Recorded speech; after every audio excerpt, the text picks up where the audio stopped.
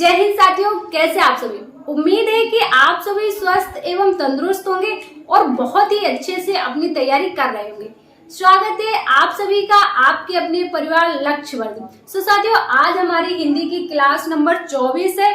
Class number 23 को हम लोगों ने बहुत अच्छे से पढ़ लिया है, जिसमें हम लोगों ने 10 से 15 चैप्टर क्लियर कर लिए हैं। जिसने भी पिछली क्लासेस नहीं देखी है, चैनल की प्लेलिस्ट में जा करके पिछली क्लासेस देख लेंगे। साथियों, आप किसी भी एग्जाम की तैयारी कर रहे हैं जिसमें आपके हिंदी से क्वेश्चंस पूछे जाते हैं, आप सभी के लिए ये क्लास ले सकते हैं। तो आज की क्लास का जो हमारा टॉपिक है वाच्य।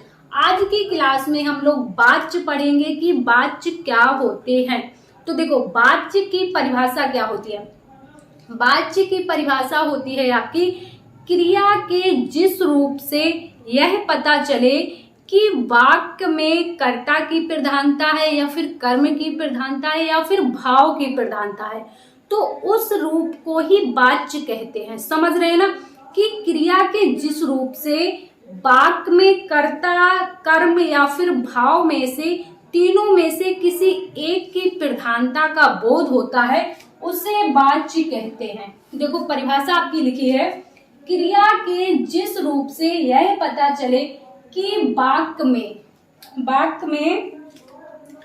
कर्ता, कर्म या भाव तीनों में से किसी एक की भी प्रधानता है, उसे वाच्य कहते हैं। क्लियर।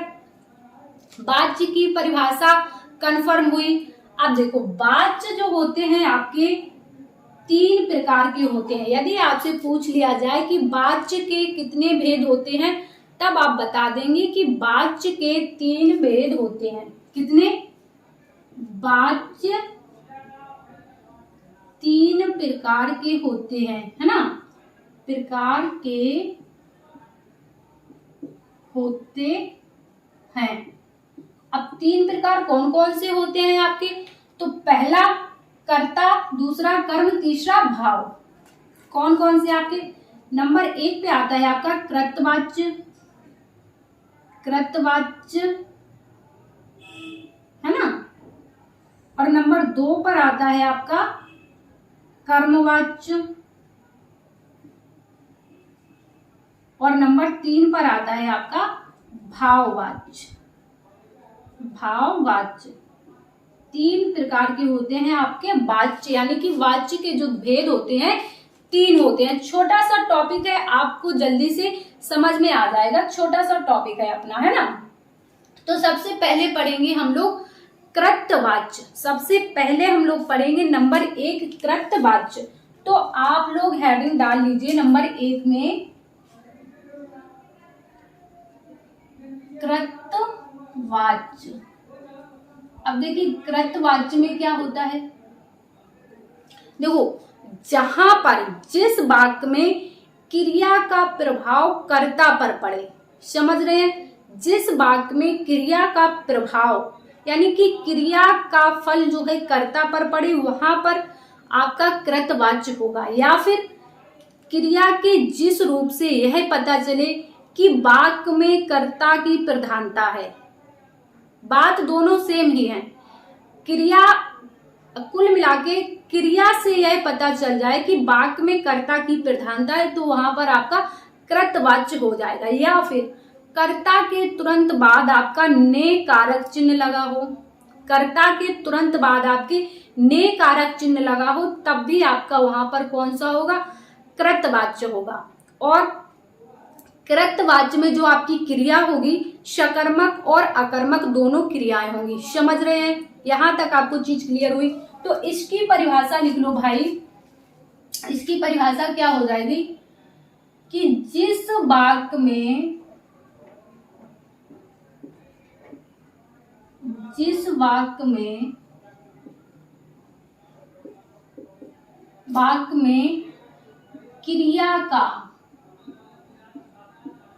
क्रिया के फल का प्रभाव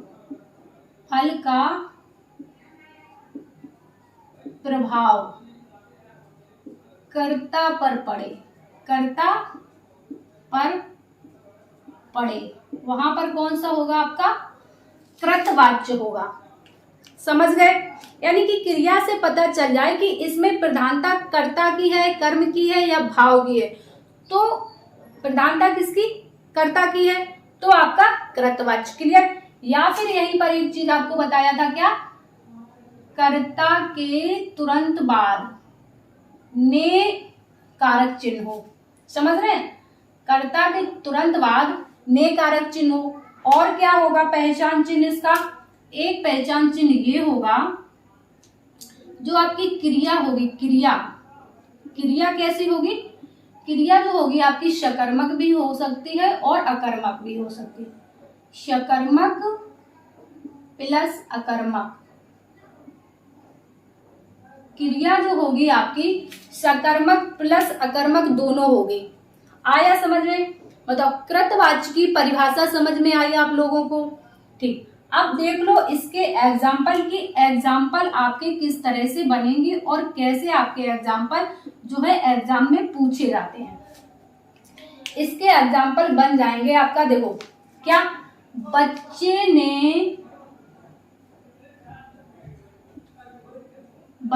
ने खाना खाया। बच्चे ने खाना खाया। तो देखो यहाँ पर आपकी क्रिया क्या है? खाना खाया। क्या? खाना खाया क्रिया है, और क्रिया का प्रभाव किस पर पड़ रहा है? बच्चे पर, है ना, यानी कि कर्ता पर। और दूसरी चीज क्या है आपकी? क्या? कर्ता के बाद तुरंत बाद ने आपका कारक चिन्ह भी है ना। और जो क्रिया है आपकी खाना खाया, क्या खाया? खाना खाया, सकर्मक क्रिया है। तो यहाँ पर आपकी सारी कंडीशन फिल हो रही है। इसका मतलब ये आपका कृतवाच्य है। क्लियर? और एग्जाम में क्वेश्चन कैसे पूछता है? एग्जाम में आपसे एक उदाहरण दे देगा, ऐसे दे देगा, बच्चे ने खाना खाया, बताइए इसमें कौन सा वाच्य होगा? कृतवाच्य होगा, कर्मवाच्य होगा या फिर भाववाच्य होगा? तो आप देख लेंगे कि जो क्रिया का प्रभाव है कर्ता पर पड़ रहा है, तो आपका कृतवाच्य। क्लियर? दूसरा उदाहरण देख लेंगे, राम सोता है। राम सोता है। अब देखो यहाँ पर क्रिया क्या है? क्रिया है आपके सोने की। क्रिया कौन सी है? क्रिया हो रही है सोने की, और कौन सो रहा है? राम सो रहा है ना। तो यानी कि क्रिया का प्रभाव सीधा राम पर पड़ता है। क्रिया का प्रभाव सीधा राम पर पड़ रहा है, कर्ता पर पड़ रहा है, तो कौन सा वाच्य हो जाएगा? कृतवाच्य हो जाएगा। क्लियर? और उदाहरण इसके क्या बन जाएंगे आपके? राधा पत्र लिखती है ना। राधा पत्र लिखती है।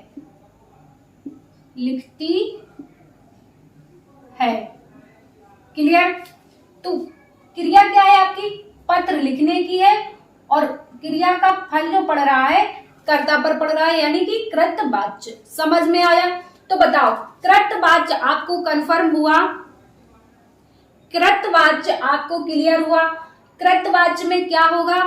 जिस वाक्य में क्रिया का प्रभाव कर्ता पर पड़ता है, क्रिया के फल का प्रभाव कर्ता पर पड़ता है, तो कृतवाच्य होता है। कृतवाच्य में क्रिया आपकी सकर्मक भी हो सकती है, अकर्मक भी हो सकती है, और कर्ता के तुरंत बाद आपके ने कारक चिन्ह लगा होगा। क्लियर? समझ गए? अब नंबर 2 पर आप लिखेंगे कर्मवाच्य। कर्मवाच्य की परिभाषा क्या होती है? देखो, कर्मवाच्य की परिभाषा होती है आपकी कि क्रिया के जिस रूप से कर्म की प्रधानता का बोध हो। क्रिया के जिस रूप से कर्म की प्रधानता का बोध हो, वहां पर आपका कर्मवाच्य होता है। या फिर जिस वाक्य में क्रिया के फल का प्रभाव कर्ता पर ना पड़कर कर्म पर पड़े, तो आपका कर्मवाच्य होगा। बात एक ही है ना। तो लिख लीजिए इसकी परिभाषा आप, क्रिया के जिस रूप से, क्रिया के जिस रूप से कर्म की प्रधानता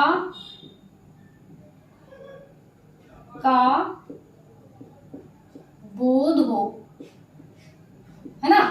क्रिया के जिस रूप से कर्म की प्रधानता का बोध होता है वहां पर कौन सा वाच्य होता है? कर्म वाच्य होता है। और यहाँ पर क्या होता है आपका, कौन सा कारक आता है? कारक चिन्ह आता है के द्वारा। के द्वारा कारक विभक्ति भी मिल जाएगी आपको। और क्या हो जाएगी? और इसमें होगा जो क्रिया होगी आपकी, जो क्रिया होगी, क्रिया आपकी सकर्मक होगी। कैसी होगी? क्रिया आपकी सकर्मक होगी। क्लियर? समझे? इसकी परिभाषा समझ में आई कर्मवाच्य की। क्रिया के फल का प्रभाव कर्म पर पड़ेगा और जो कारक चिन्ह आ जाएगा यहाँ पर आपको के द्वारा कारक चिन्ह देखने को मिल जाएगा कुछ वाक्यों में, सभी वाक्यों में नहीं, कुछ वाक्यों में, है ना। और जो क्रिया होगी आपकी सकर्मक होगी। क्लियर? अब देख लो इसके एग्जाम्पल किस तरह से आपसे पूछेगा। एग्जाम्पल में आपको दे देगा कि राम के द्वारा या फिर राम के हाथों भी दे सकता है। यहाँ पर राम के द्वारा रावण मारा गया। क्लियर? ये आपको दे देगा एग्जाम्पल और पूछ लेगा बताइए इसमें कौन सा वाच्य है। तो आप बता देंगे के द्वारा, यहाँ पर आपकी विभक्ति आ गई है ना, तो आपका कौन सा वाच्य हो जाएगा? कर्मवाच्य हो जाएगा। और क्रिया के जिस रूप से कर्म की प्रधानता, अब देखो प्रधानता देख लो, यहाँ पर क्रिया क्या है? मारा गया, मारने की क्रिया है। और कौन मारा गया? रावण, है ना, रावण ही तो मारा गया। तो इसका प्रभाव, मरने का प्रभाव किस पर पड़ रहा है? रावण पर पड़ रहा है ना। तो यहाँ पर कौन सा हो जाएगा आपका? कर्मवाच्य हो जाएगा। क्लियर? सेकेंड उदाहरण है आपका, निबंध लिखा जाता है। क्या? निबंध लिखा जाता है। निबंध लिखा जाता है। अब देखो लिखा जाता है, ये क्या हो गई? आपकी क्रिया हो गई। और क्रिया का फल किस पर पड़ रहा है? निबंध। निबंध यहाँ पर आपका कर्ता तो नहीं है। निबंध जो है आपका कर्ता नहीं है, क्या है? कर्म है ना। यहाँ पर निबंध क्या है? कर्म है। तो क्या हो जाएगा? यहाँ पर हो जाएगा आपका कर्मवाच्य। इसी तरह और भी उदाहरण बन जाते हैं इसके, माली द्वारा पौधों को पानी दिया गया, है ना, या फिर मालिक द्वारा नौकर को पैसे दिए गए। इस तरह के भी वाक्य आपके इसमें बन जाते हैं कर्मवाच्य में। कर्मवाच्य आपको क्लियर हुआ कि क्रिया के फल का प्रभाव कर्म पर पड़ेगा, है ना। जो क्रिया होगी आपकी सकर्मक क्रिया होगी और के द्वारा यहाँ पर आपको कारक विभक्ति देखने को मिल जाएगी। क्लियर? अब नंबर आपका 3, नंबर 3 क्या है आपका? भाववाच्य। क्या? भाववाच्य। भाववाच्य में क्या है? देखिए आपके भाव के अनुसार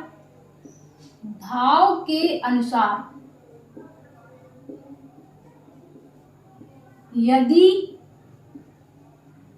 क्रिया में भी परिवर्तन हो, क्रिया में परिवर्तन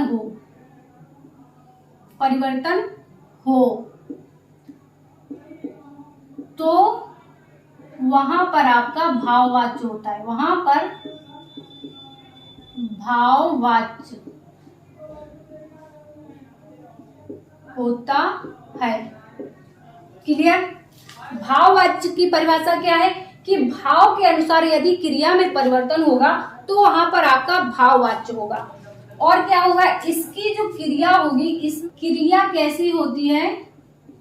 क्रिया अकर्मक होती है।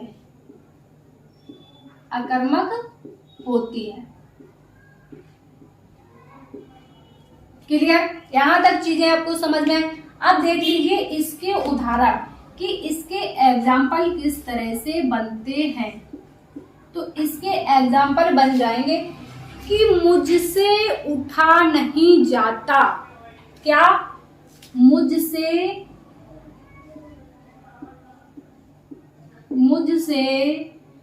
उठा नहीं जाता, या फिर उठा नहीं जाता, या फिर मुझसे चला नहीं जाता, उससे खाया नहीं जाता। है ना? एक बहुत अच्छा एग्जाम्पल जो आपके हमेशा एग्जाम में पूछा जाता है, कौन सा है? देखो, ये कई बार एग्जाम में आपसे पूछा जा चुका है। चलो अब सोया जाए। चलो अब सोया जाए। सोया जाए, है ना? चलो अब सोया जाए, अब चला जाए, अब बैठा जाए। है ना? तो जो इस तरह के उदाहरण होंगे, और लिख लो भाई एक दो। अब चला जाए लिख लो यहां पर। अब चला जाए, है ना? अब चला जाए, मुझसे उठा नहीं जाता, उससे रोया नहीं जाता, है ना? तुमसे चला नहीं जाता। इस तरह के जो शब्द हो जाएंगे आपके भाववाच्य में हो जाएंगे। तो आपका आज जो है वाच्य का टॉपिक क्लियर हुआ। देखो, वाच्य की परिभाषा क्या होती है कि जिस क्रिया के जिस रूप से यह पता चले कि वाक्य में भाव या कर्म या फिर कर्ता में से किसी एक की प्रधानता है, उसे वाच्य कहते हैं। है ना? वाच्य आपके 3 प्रकार के होते हैं, कृतवाच्य, कर्मवाच्य और भाववाच्य। कृतवाच्य में क्या होता? कृतवाच्य में आपकी सकर्मक और अकर्मक दोनों क्रिया होती हैं, है ना? कर्मवाच्य में आपकी सकर्मक क्रिया होती है और भाववाच्य में आपकी अकर्मक क्रिया होती है। क्लियर? तो उम्मीद है साथियों ये टॉपिक आपको अच्छे से समझ में आ गया होगा। यदि क्लास आपको पसंद आई हो तो क्लास को ज्यादा से ज्यादा लाइक कीजिए, शेयर कीजिए। यदि चैनल पर आप नए हैं तो चैनल को सब्सक्राइब कर लीजिए, ताकि आगे आने वाली क्लासों के नोटिफिकेशन आपको समय पर मिलते रहे। साथियों, यदि इस क्लास में कहीं कोई गलती हुई हो तो आप नीचे कमेंट्स कर सकते हैं। तो साथियों, आज की क्लास को इतना ही रखते हैं। मिलते हैं आप सभी से नेक्स्ट क्लास में।